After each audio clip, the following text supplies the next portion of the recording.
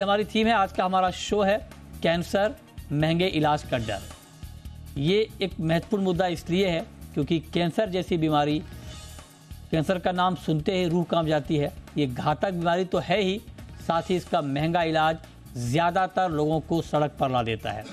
Frontiers in public health की report की माने तो सरकारी और ट्रस्ट के अस्पतालों में कैंसर के सालाना इलाज का खर्च 3.25 लाख रुपए से अधिक बैठता है। ईयरली इलाज की बात मैं कर रहा हूँ, और ये लंबी बीमारी है, कई सालों तक इलाज चलता है। उसके हिसाब से आप जोड़ लें कि कितना महंगा पड़ता है। इसी से आप निजी अस्पतालों में खर्च का अनुमान लगा सकते हैं। आज हम इसी मुद्दे पर चर्चा करने वाले हैं और समझेंगे कि आखिर कैंसर के महंगे इलाज की वजह क्या है, क्या इसे सस्ता किया जा सकता है, और अगर हाँ तो इसके लिए किस तरह के कदम उठाने की ज़रूरत है। इस पर डिटेल में बात होगी, लेकिन उससे पहले देखिए ये रिपोर्ट।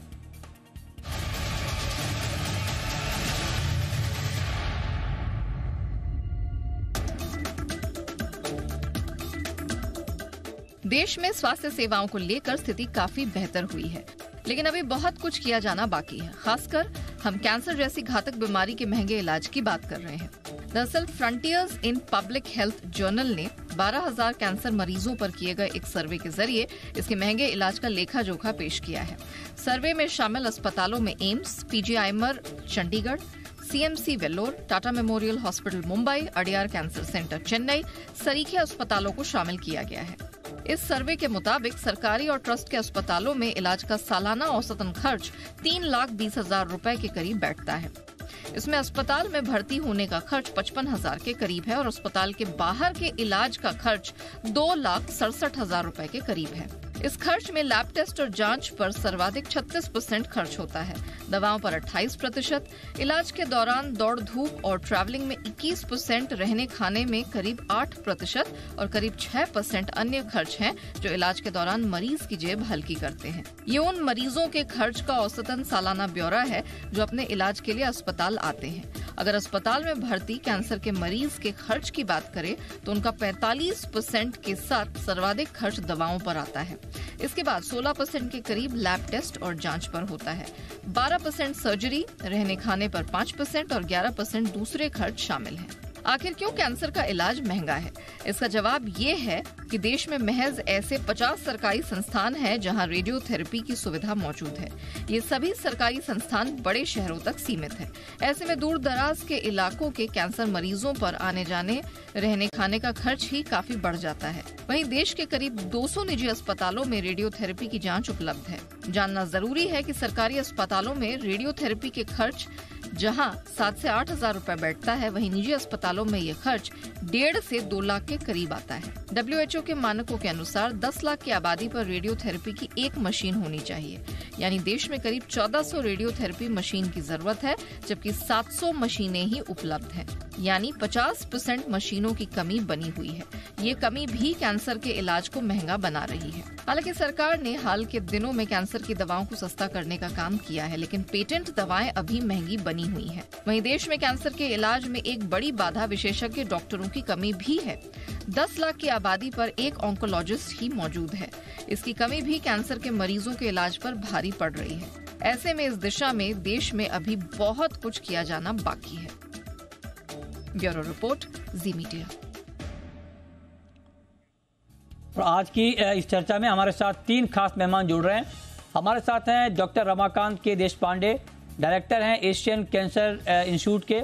हमारे साथ डॉक्टर अंशुमन कुमार हैं, प्रेसिडेंट हैं तारा कैंसर फाउंडेशन के, और डॉक्टर प्रणव प्रकाश हैं, पब्लिक हेल्थ एक्सपर्ट। आप तीनों का बहुत बहुत स्वागत है आज की इस खास चर्चा में।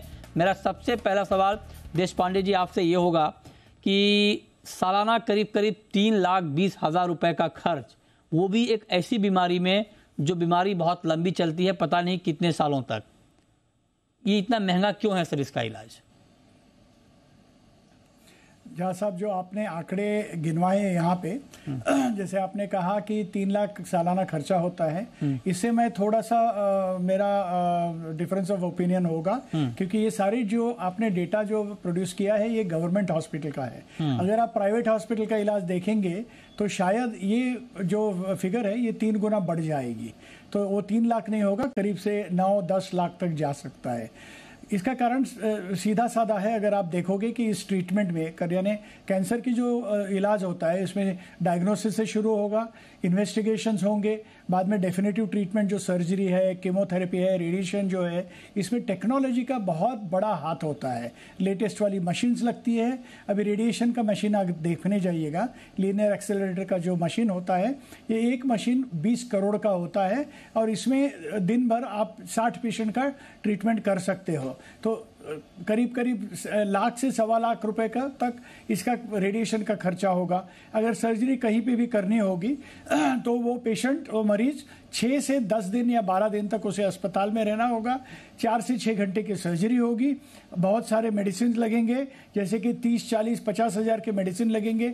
साधन वगैरह लगते हैं। बहुत बार अभी पेट का अगर कैंसर होगा तो उसे हम जो कहते हैं कि जैसे स्टेपलर यूज़ होते हैं, उसमें स्पेशल मशीन यूज़ होती है जो सिर्फ एक बार इस्तेमाल करके फेंकनी पड़ती है, तो इसका खर्चा बहुत आ जाता है।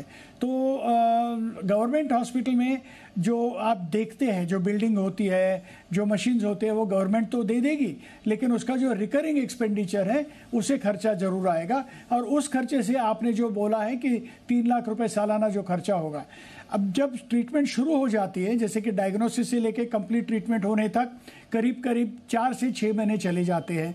बहुत सारा खर्चा होता है। बड़ी शहर में ये अगर इंस्टीट्यूट होगी तो दिन में आप अगर खड़े भी रहेंगे रास्ते पे तो भी आपका 1,000 रुपये रोज का जाने वाला है। तो इसके लिए ये खर्चा बहुत ज़्यादा होता है। और इसके बाद में भी प्रिवेंशन के लिए, आगे ये बीमारी नहीं आनी चाहिए, इसके लिए थोड़ी दवाएं देनी पड़ती है। कभी कभी आजकल तो इम्यूनोथेरेपी का बहुत इफेक्टिविटी समझ में आता है। इम्यूनोथेरेपी का एक इंजेक्शन अगर आप देने जाएंगे 1 लाख रुपए का 1 महीने का खर्चा है। तो जाहिर है कि ये आपने जो आंकड़े दिए हैं ये डरावने हैं, लेकिन असली पिक्चर इससे भी ज्यादा डरावना बिल्कुल है। जो बात आप कह रहे हैं सर, ये बिल्कुल ठीक है। और हमने जो आंकड़े दिए हैं वो सरकारी अस्पतालों के दिए हैं, और हमने अपनी रिपोर्ट में ये बात बताई है कि ये सरकारी अस्पतालों के खर्च हैं, प्राइवेट के और भी ज़्यादा होंगे, निश्चित तौर पर ज़्यादा होंगे। लेकिन अंशुमन जी, मैं आपसे पूछना चाहता हूं सर कि क्योंकि एक गरीब क्या, मतलब आप 3,20,000 रुपए का खर्च सालाना, मैं तो मिनिमम बता रहा हूं सरकारी अस्पतालों का, ये उठाना बहुत सारे लोगों के लिए संभव नहीं होगा ईयरली इतना खर्च करना, और पता नहीं कितने सालों तक करना पड़े। तो आप जरा बताइए सर, क्या कुछ ऐसा रास्ता निकल सकता है कि ये इस बीमारी का इलाज एफोर्डेबल हो सके? जी देखिए, डॉक्टर देशपांडे ने जो बात बताई बिल्कुल सही है। प्राइवेट वाली बात उसको हटा लिए, इसलिए कि गवर्नमेंट का स्टैंडर्ड आपने जो लिया, ये स्टडी में लिया गया इसलिए कि एक स्टैंडर्ड है, एक मापदंड है। हाँ। उससे हम कंपेयर कर सकते हैं, तो इसलिए प्राइवेट ज्यादा जाएगा। अब गवर्नमेंट में जो खर्चा है, आप देखिए जरा ध्यान से कि दवाइयों का खर्चा जो ना आयुष्मान भारत में कवर हो रहा है, ओपीडी का खर्चा और जांच का खर्चा ना आयुष्मान भारत में कवर हो रहा है, ना कोई इंश्योरेंस एजेंसी कवर करती है। ये आउट ऑफ पॉकेट एक्सपेंडिचर होगा लगभग 36%।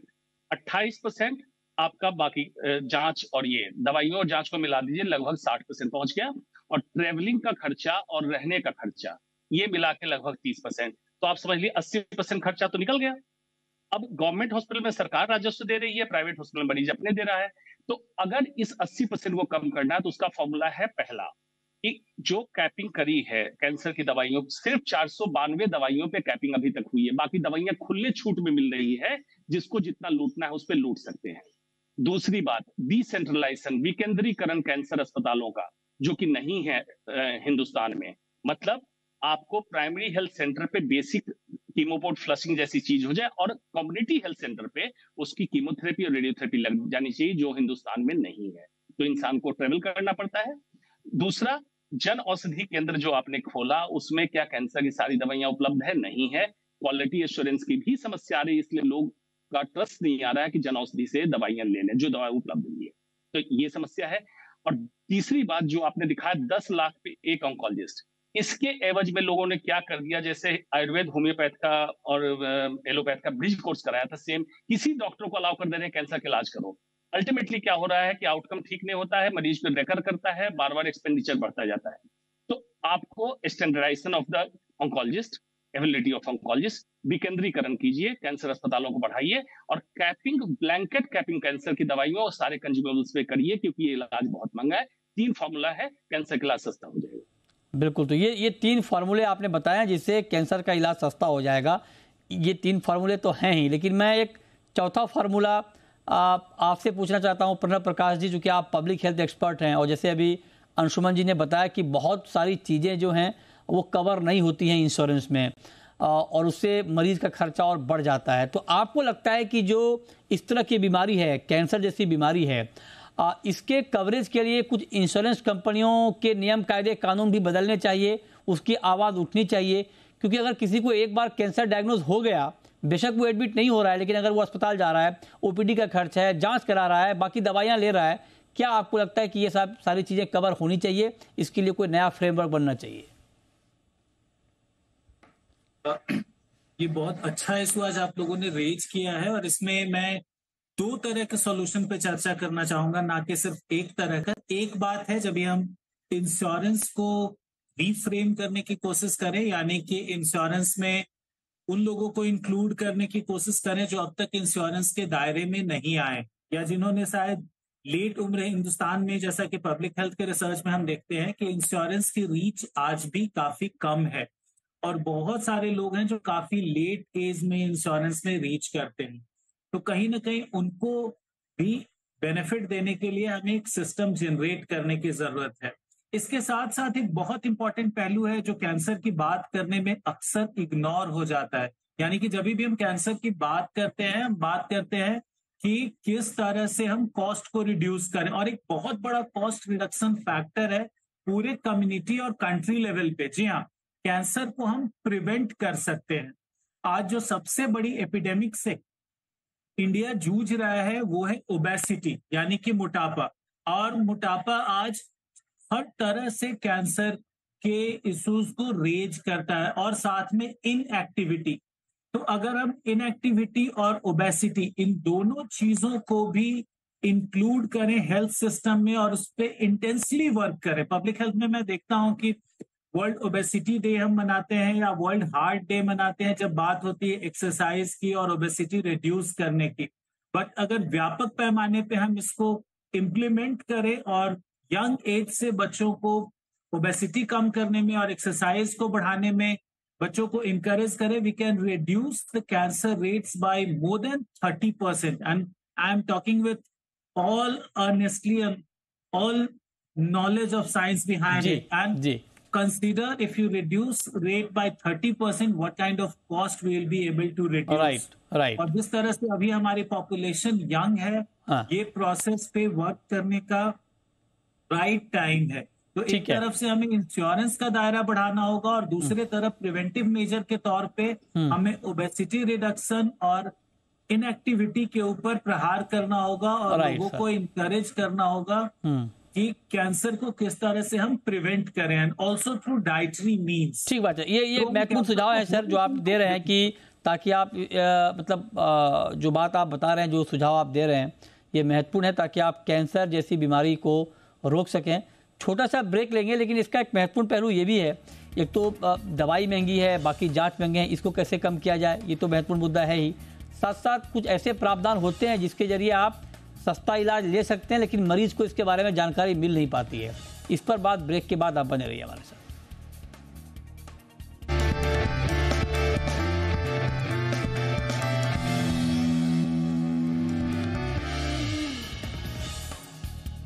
ब्रेक के बाद भी हमारी खास चर्चा जारी है। हमारे साथ तीनों एक्सपर्ट बने हुए हैं। रमाकांत देशपांडे जी, अब मैं आपसे पूछना चाहता हूं सर एक सवाल, जो बात अभी अंशुमन जी ने बताया, आपके हिसाब से, क्योंकि अभी अंशुमन जी कहते हैं कि 500 से भी कम दवाइयों पर प्राइस कैपिंग है, क्या आपको लगता है कि इसकी गुंजाइश है कि आप कैंसर की जितनी भी दवाई है या कुछ को छोड़ दें, लेकिन मैक्सिमम मेडिसिन को आप कैपिंग के दायरे में ला पाएं? क्या इसकी गुंजाइश है? क्या जो कैंसर की जांच है या जो बाकी आपने बताया कीमोथेरेपी और बाकी चीजें, क्या उसको और सस्ता करने की गुंजाइश है सर, और क्या जा सकता है? देखिए, अगर ये ऐसा किया जा सकता है तो बहुत ही अच्छी बात है। इच्छा तो बहुत होती है, लेकिन हर चीज़ अपने हाथ में नहीं होती। जैसे कि इन्वेस्टिगेशन अगर करना हो तो बहुत सारी लैबोरेटरीज आज ऐसी है जो एकदम कम कीमत से वो ब्लड इन्वेस्टिगेशंस वगैरह करने शुरू लगी है। लेकिन जो एक्सरे है, सीटी स्कैन है, ये इसकी मशीन जो बहुत एक्सपेंसिव होती है और ये एकदम ही चीप करना बहुत ही मुश्किल मुश्किल होता है। जब तक गवर्नमेंट इसे नहीं करे या गवर्नमेंट इसे डोनेट नहीं करे तब तक कुछ भी करना बहुत मुश्किल होगा। तो इन्वेस्टिगेशन में सारी चीज़ें आप एकदम चीप करेंगे ये नहीं हो सकता। दूसरी बात ऐसी कि जो कैपिंग करना हो, भला कैपिंग अगर आप चीज़ मुफ्त में दे रहे हो या कंसेशनल रेट में दे रहे हो या हॉस्पिटल्स को आप अगर कंसेशन दे रहे हो इलेक्ट्रिसिटी में, टैक्सेशन में, तो आप डिमांड कर सकते हो कि भाई आप कंसेशन में करिएगा। लेकिन ये चीज़ें सारी कमर्शियल रेट पे ही चलती है, तो जाहिर है कि ये भी कंपलसरी आप नहीं कर पाएंगे। आज कैंसर की जो इलाज के लिए जो मेडिसिन बनती है ये बहुत भारी रिसर्च के बाद बनती है और ज़्यादातर ये आज भी फॉरेन से आती है, जैसे कि जिसे टारगेटेड थेरेपी कहते हैं, इम्यूनोथेरेपी कहते हैं इसे। और फॉरेन में क्या है कि वो रिसर्च का कॉस्ट जो लगाते हैं, जैसे कि इनका एम जो रहता है ना कि हर 5 साल में नई नई मेडिसिन आती है, तो जो मेडिसिन आज इन्होंने 5-10 साल हज़ारों करोड़ लगा के अगर इन्होंने इनोवेट की है तो उसका पैसा वो 5 साल में निकालने का कोशिश करते हैं, क्योंकि 5 साल के बाद दूसरा मेडिसिन आएगा और ये मेडिसिन उनके काम का नहीं रहेगा। तो ऐसी मेडिसिन को आप बहुत ही चीप रेट में अगर मांगना चाहो तो शायद ये नहीं हो पाएगा। तो आप सारी मेडिसिन को कंपल्सरीली रेट के दायरे में नहीं ला पाएंगे। तो ये जो राइजिंग कॉस्ट है ये राक्षस तो इतनी आसानी से काबू आने वाला नहीं है। लेकिन बहुत सारी इंडियनाइज्ड मेडिसिन जो है, मैं आयुर्वेदिक या होम्योपैथिक मेडिसिन के बारे में नहीं कह रहा हूँ, लेकिन इंडियनाइजेशन यानी जैसे रिसर्च हमारे कंट्री में होगा, जैसे कि मेड इन इंडिया होगा, इंडियनाइजेशन होगा, मेक इन, तो ये अगर ज़्यादा बढ़ता जाएगा तभी इसकी कॉस्ट ज़्यादा कम होती रहेगी, नहीं तो ये काबू में लाना बहुत मुश्किल है। मतलब आप कह रहे हैं कुछ तरीके अपनाने पड़ेंगे। लेकिन अंशुमन जी, मैं आपसे ये पूछना चाहता हूँ सर, क्या जो अभी एक हमारा जो इलाज का तरीका है कैंसर का, क्या इसके तौर तरीके में भी आपको लगता है कि कुछ बदलाव करके हम कॉस्ट को कम कर सकते हैं? मसलन अब मान लीजिए बिहार का कोई पेशेंट मुंबई आता है टाटा में ट्रीटमेंट कराने कैंसर का, या दिल्ली आता है, मान लीजिए उनकी सर्जरी हो गई अगर कैंसर है, अब कीमो देना है उसके बाद या उससे पहले जो भी ट्रीटमेंट आप लोग करते हैं, तो क्या ऐसा कुछ हो सकता है कि कीमो को डिसेंट्रलाइज कर दें कि आप ट्रीटमेंट तो कराएं मेन सेंटर में, लेकिन अगर आपको कीमो लेना है जिसके लिए आपको हर 2 महीने 3 महीने पे आना पड़ता है या हर महीने आना पड़ता है, वो आपको ना आना पड़े, आपके नियर बाय में कोई ऐसा सेंटर हो जहां पर आप कीमो दे दें या बाकी चीज़ें जिसके लिए आपको इतना दूर ना आना पड़े? क्या ये मैकेनिज्म कुछ हो सकता है सर अंशुमन जी? जी मृत्युंजय जी, यही बात मैंने कही थी जब विकेंद्रीकरण डिसेंट्रलाइजेशन की बात कही थी कि जो इलाज CHC community health centre level पे हो सकता है उसको वहीं उपलब्ध कराएं। उदाहरण के तौर पे आपने बता ही दिया, सर्जरी करा के मरीज चला जाए, कीमोथेरेपी लंबे 3-4-5 महीने 6 महीने तक की दवा चलनी है, अपने एरिया में जाके ले इसकी सुविधा। दूसरी बात, जो पेटेंटेड मेडिसिन है, पेटेंटेड मेडिसिन मॉलिक्यूल कम है, उस पर कैपिंग करना मुश्किल है, बिल्कुल ठीक है। लेकिन उससे कई गुना ज्यादा जो पेटेंट से बाहर हो चुकी मेडिसिन, उसका भी प्राइस बहुत आसमान छूने वाला प्राइस है, उस पर आप कैपिंग कर सकते हैं, संभव है। इंडियनाइज मेडिसिन ला सकते हैं, ये भी संभव है। तीसरी बात, यूनिफॉर्म नेशनल प्रोटोकॉल, कैंसर का प्रोटोकॉल जैसे अमेरिकन प्रोटोकॉल एक है जो पूरे वर्ल्ड को मानते हैं हम लोग, NCCN, तो इंडिया का भी, क्योंकि कैंसर वॉल्यूम अपने यहाँ ज्यादा है, नेशनल प्रोटोकॉल बनाइए कि इस मरीज का इलाज यही होना चाहिए, तो सब में इम्यूनोथेरेपी की जरूरत नहीं होती है। आप देखते हैं जो इंश्योरेंस कवर का पेशेंट होता है उसको इम्यूनोथेरेपी दी जाती है, कैश पेशेंट को नहीं दी जाती है। तो लेवल 1 एविडेंस जिसमें उसको आपने दिया, कैंसर का इलाज सस्ता हो गया। उसके बाद आपको करना पड़ेगा, जो विकेंद्रीकरण की बात मैंने कही थी, ये तो करना ही पड़ेगा, इन्फॉर्म नेशनल प्रोटोकॉल करना पड़ेगा। दूसरा, एबिलिटी को easy access and spoke hub pattern, मतलब कि मरीज दिल्ली पहुंचा, हब है सेंटर कैंसर का, इसने देखा कि मुजफ्फरपुर का पेशेंट है बिहार में, इसको बता दिया वहां पे बेड खाली है, आप वहां जाइए, यही ट्रीटमेंट प्रोटोकॉल चल रहा है, मैं लिख के दे रहा हूँ, वहां पे अपडेट हो गया इलेक्ट्रॉनिकली, आजकल डिजिटल जमाना है, वहां पे मरीज गया, वही इलाज हो जाए जो दिल्ली में उसका प्लान हुआ। अगर इस तरह का पहल हम करते हैं और गवर्नमेंट अगर चाहती है, क्योंकि स्ट्रॉन्ग पॉलिटिकल विल पावर के रिक्वायरमेंट है, डॉक्टर देशपांडे ने बिल्कुल कहा कि डॉक्टर के चाहने से क्या हो जाएगा, अगर स्ट्रॉन्ग विल पावर होगा पॉलिटिशियन का तो कर देंगे, आयुष्मान भारत सॉल्यूशन नहीं बनेगा कैंसर। ये बात सही है, बिल्कुल आपने ठीक बात कही कि स्ट्रॉन्ग विल पावर होना चाहिए। और इसीलिए प्रणब प्रकाश जी, मैं आपसे पूछना चाहता हूं, जो बात देशपांडे जी शुरुआत में कह रहे थे कि 3,20,000 का तो हमने सरकारी अस्पताल का बताया है, प्राइवेट में आप जाएंगे तो ये खर्च कई गुना बढ़ जाता है। क्या आपको लगता है कि कैंसर जैसी गंभीर बीमारी के लिए कोई पैन इंडिया सेंटर के लेवल पे कोई ऐसा रेगुलेशन हो प्राइवेट में भी, ताकि वहां पर भी मतलब आप ऐसा ना हो कि कॉस्ट 4 गुना 5 गुना अपनी मर्जी से बढ़ा दें, मतलब कुछ ऐसा रेगुलेशन ताकि इस तरह की गंभीर बीमारी का इलाज प्राइवेट हॉस्पिटल में भी हो पाए, सरकार का वहां पर कोई कैपिंग हो, कोई नजर हो, कोई रेगुलेशन हो, क्या ये संभव है? जी, जैसा आपने बिल्कुल सही कहा, कैंसर की रोकथाम और इसके इलाज के लिए अगर हम प्राइवेट सेक्टर की बात करें और जिस तरह से हायर कॉस्ट आज प्राइवेट सेक्टर में हो रहा है, 2 चीजें की जा सकती है। एक, गवर्नमेंट सारे प्रोसेसेस को स्टैंडर्डाइज करे, जिससे कि चाहे पेशेंट एक हॉस्पिटल में इलाज करा रहे या उसे लेके दूसरे हॉस्पिटल में जाए, सेम ट्रीटमेंट प्रोसेस फॉलो हो और किसी भी ट्रीटमेंट प्रोसेस के अंदर डायग्नोस्टिक प्रोसेसेस की रिपीटिशन ना हो, यानी कि एक जगह आपने टेस्ट कराया, वही टेस्ट अगर आप अगले सेंटर में जाते हैं दोबारा ना करवाना पड़े। इसके साथ साथ जब हम हर एक प्रोसेस को स्टेप बाय स्टेप स्टैंडर्डाइज कर देंगे, देन हम उसके ऊपर एक राइट प्राइसिंग कर सकते हैं। और आज आपने देखा होगा, चाहे कोविन की प्लेटफॉर्म हो या गवर्नमेंट के दूसरे तमाम प्लेटफॉर्म हैं, आज गवर्नमेंट आईटी सेक्टर में गवर्नमेंट के पास ऐसे इंफ्रास्ट्रक्चर है जब गवर्नमेंट हर स्टेप के प्रोसेस को स्टैंडर्डाइज करके उसकी प्राइसिंग सेट कर सकती है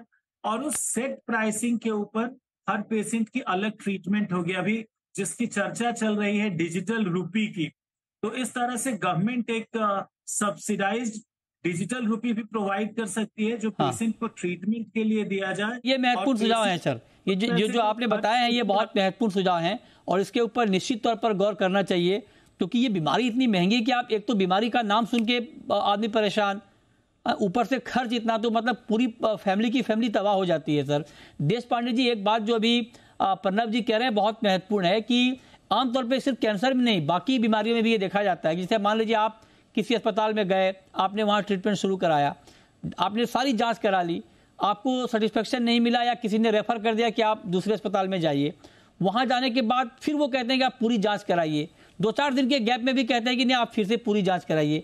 क्या आपको लगता है कि ये अनफेयर प्रैक्टिस है सर? इसको तो एटलीस्ट रोका जा सकता है। अगर कोई भी हॉस्पिटल ऐसे करता है तो जाहिर है कि ये अनफेयर प्रैक्टिस है। लेकिन कभी कभी क्या होता है, जैसे कि आपकी ब्लड शुगर सवेरे हो सकती है कि 200 हो और शाम को वो 250 हो और कल सवेरे मेडिसिन के डिपेंड करके 125 हो। तो हर बार ये बोलना है कि ये गलत प्रैक्टिस है, ये भी बराबर नहीं है, क्योंकि जो आपको ट्रीटमेंट देगा, जो आपकी जान बचाएगा, वो डॉक्टर को भी अपनी खुद की असेसमेंट होगी। लेकिन ये कोई भी हॉस्पिटल ये सरासर ये ऐसी पॉलिसी नहीं बना सकता कि अगर हमारे दरवाजे में आए तो हम ही इन्वेस्टिगेशन करेंगे, दूसरे का हम बिल्कुल नहीं मानेंगे, ये नहीं हो सकता। ज़्यादातर जैसे कि हमारे खुद के हॉस्पिटल में 1 महीने तक हम एक्सेप्ट करते हैं। सर आप तो नहीं, ये बात जो आप कह रहे हैं देश पांडे जी, जो बात आप कह रहे हैं सर, लेकिन आप कह रहे हैं ठीक कह रहे हैं, लेकिन ये होता है, आप देखिए बड़े अस्पतालों में होता है और आप बिल्कुल 2 दिन के गैप में जाइए। आपकी बात ठीक है कि डायबिटीज फ्लक्चुएट करता है आज शाम या कल सुबह में, लेकिन कुछ ऐसी जांच होती है जो बिल्कुल आपने एक बार करा लिया तो फिर वो मतलब उसमें आपको पता चल गया है। आपने और भी मान लीजिए अगर आप कैंसर का मेमोग्राफी आपने करा लिया या मान लीजिए बायोप्सी आपने कहीं से कराया या कुछ और अल्ट्रासाउंड कराया, अब किसी अच्छे रिप्यूटेड अस्पताल में कराने के बाद भी दूसरे अस्पताल में जाए फिर से आपकी वही जांच होती है। और ये होता है सर, ये मतलब फ्रीक्वेंटली होता है। कराना जरूरी नहीं है। हाँ जी, तो इसकी जरूरत नहीं पड़ती। अगर एक्सरे फिल्म्स आपके पास है, हो सकता है कि आपका डिफरेंस ऑफ ओपिनियन रिपोर्टिंग के बारे में हो, लेकिन एक्सरे फिल्म के बारे में तो डिफरेंस ऑफ ओपिनियन नहीं हो सकता। तो अगर मरीज अपने पास साथ अपना स्कैन या एक्सरे साथ में ले आया हो तो वो रिपीट करने की जरूरत नहीं पड़नी चाहिए। ये बात ठीक है, इसके ऊपर निश्चित तौर पर गौर होना चाहिए। इससे भी बहुत बड़ी राहत मिलती है मरीज को, क्योंकि बहुत ज्यादा जांच कई बार एक बीमारी को लेकर होती है और दोबारा आप वही जांच कराएं, फिर आपको उतने ही पैसे लगेंगे। एक आखिरी सवाल अंशुमन जी मेरा आपसे ये होगा, ये सारी बातें हमने कर ली, लेकिन बहुत सारे ऐसे मरीज हैं जो, ये तो ठीक है कि आगे सरकार को क्या करना है या क्या होना चाहिए उसके ऊपर हमने बात की, लेकिन जो एग्जिस्टिंग बेनिफिट हैं लोगों के लिए, लोगों को नहीं मालूम है, मरीज को, जो कैंसर के मरीज हैं उनको नहीं मालूम कि उनको क्या क्या बेनिफिट मिल सकते हैं, कहां कहां से सस्ते इलाज के विकल्प उसके लिए मौजूद हैं। ये जरा अगर आप कुछ बता दें अंशुमान जी, 2-3 उपाय, तो बड़ी राहत होगी उन लोगों के लिए जिनको जानकारी नहीं है।